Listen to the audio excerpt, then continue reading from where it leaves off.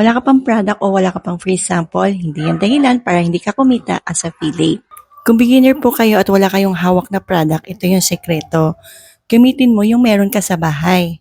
Una, punta kayo sa kusina nyo, baka meron kayong mga gamit doon, kahit simple lang, pwede nyo gawa ng video katulad nito. Baka meron dito sa TikTok.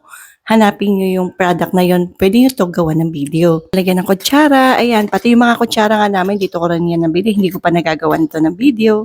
Ito ring basahan, meron din yan dito sa TikTok, check nyo lang din. Pangalawa, sa sala nyo, baka naman yung shelves nyo, meron yan sa TikTok.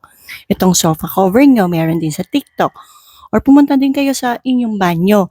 Yung shampoo nyo, I'm sure meron yan sa TikTok.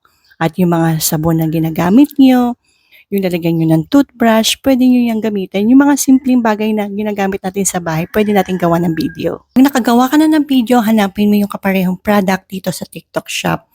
At pumili ka ng product link na maraming product sold at maganda ang rating si seller.